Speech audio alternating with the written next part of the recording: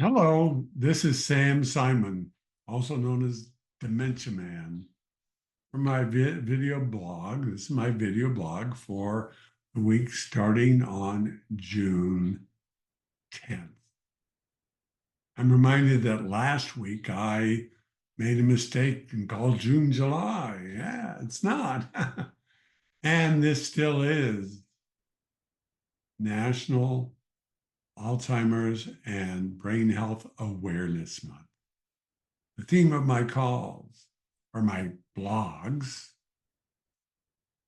Last week, I offered a number of resources, and I want to spend a minute today on again that. But first, I'm going to take a page out of um,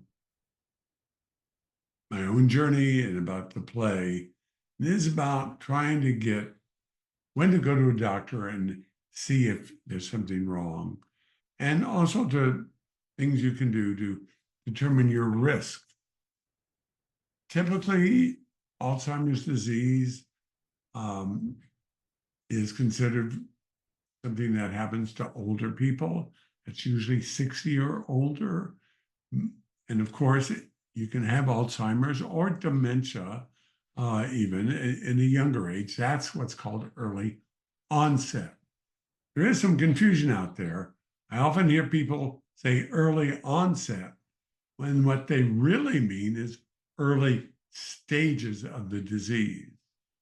Early onset would suggest that you've been diagnosed with some sort of cognitive disorder, aka dementia, certainly Alzheimer's, at 50 or younger.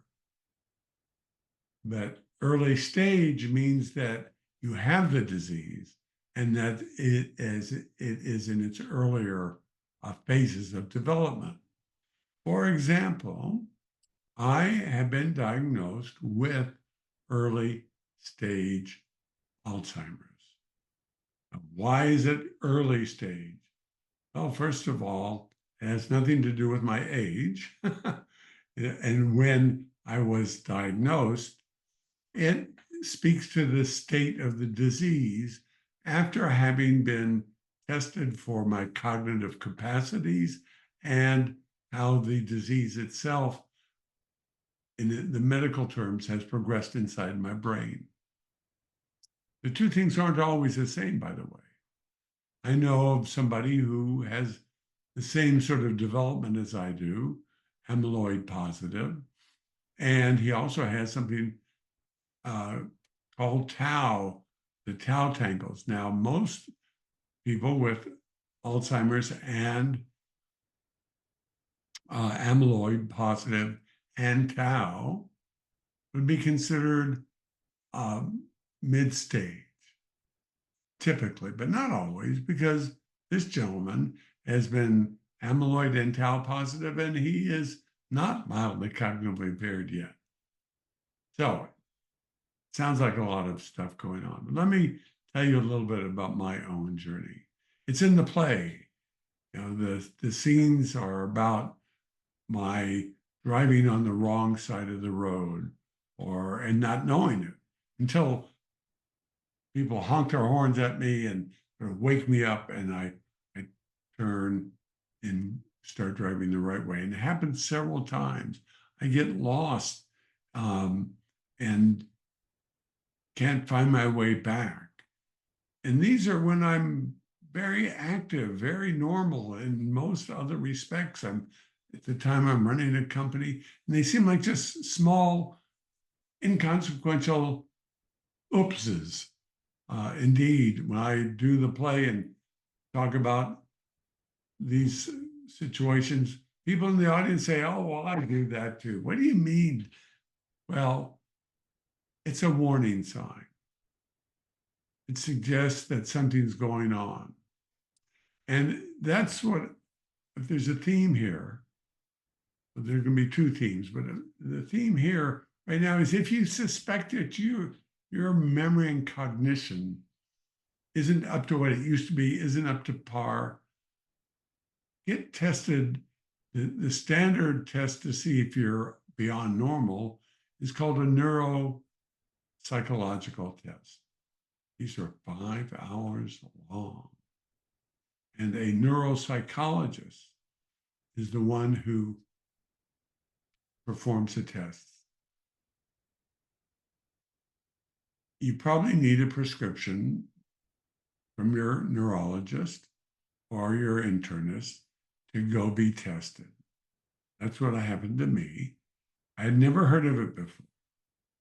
And it measures your mental capacities against everyone who is your age, your background, your level of education, your ethnicity is close to identical to you as they can make it from statistics. And then you take this 5 hour long test and you measure how you rate compared to everybody else. Well, I rated below. I was considered mildly cognitively impaired. And I still take these tests over and over again. And people confirm that, yes, I am not normal, so to speak. So they're worth getting. Once you do, you can at least begin to take a journey on how to get fully diagnosed, find out what exactly is going on, and start taking care and finding potential, not cures, but medicines and proper treatment and proper care for yourself, and begin thinking about decisions. And I'll talk about some of this later this month.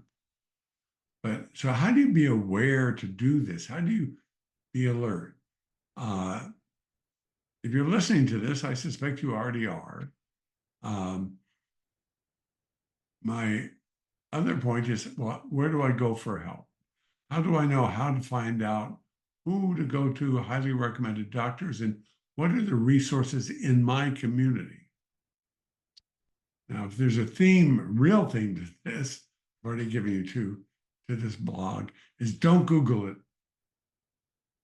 I just spent some time, but I remember the first time after I was diagnosed, I Googled Alzheimer's disease. And there are so many shady, false, questionable things out there. Most of them are sponsored. There are thousands of sponsored, not thousands, but dozens of sponsored sites around Alzheimer's and memory.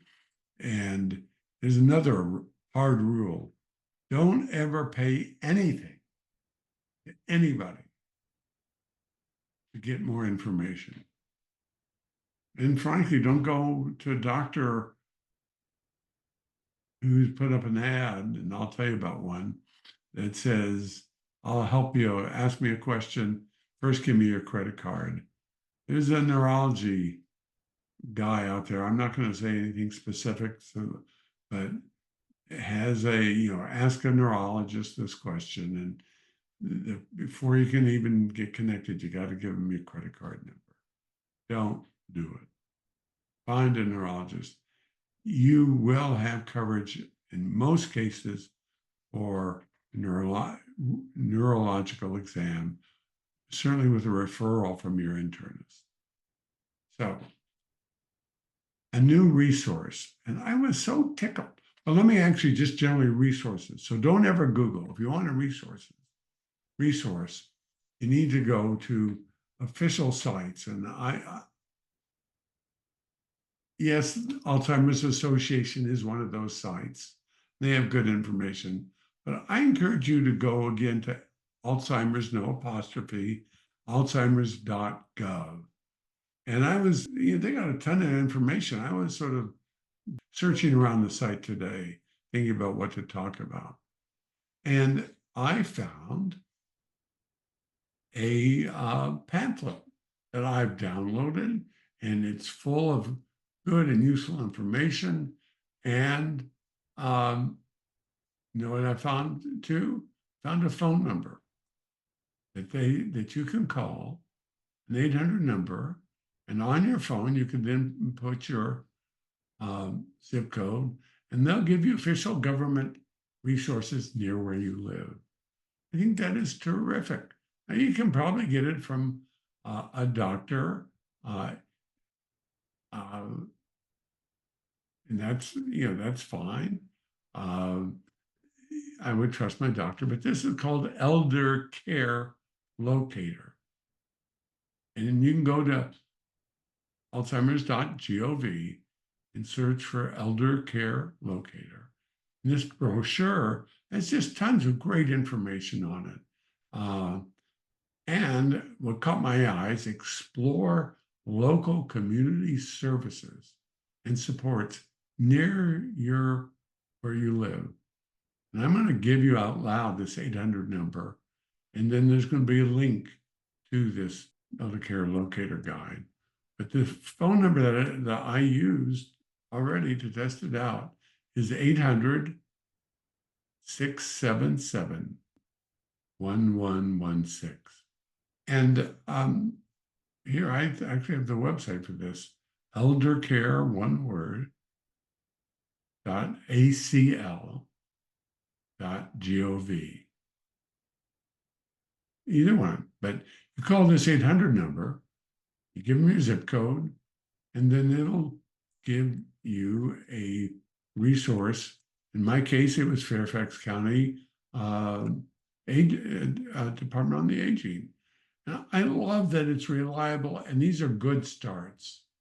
And so be aware, find resources, have them on hand, and be aware of your own risk tolerance and pay attention to the little and big things that might bother you, might make you think something's wrong. It's okay. And the sooner you get diagnosed, the sooner you start, if you need to be treated or be further tested, the more you can plan, the more you can find ways to slow to some degree the progress of most diseases or most cognitive challenges. And again, the planning is the biggest thing for the future. So hopefully this has been useful to you. And a reminder, I'd be glad to do a short presentation to any organization in your community, and if you're at a senior living center, or you're in a condo, or if you're part of your church, or even your mahjong clubs, and have a discussion about it during this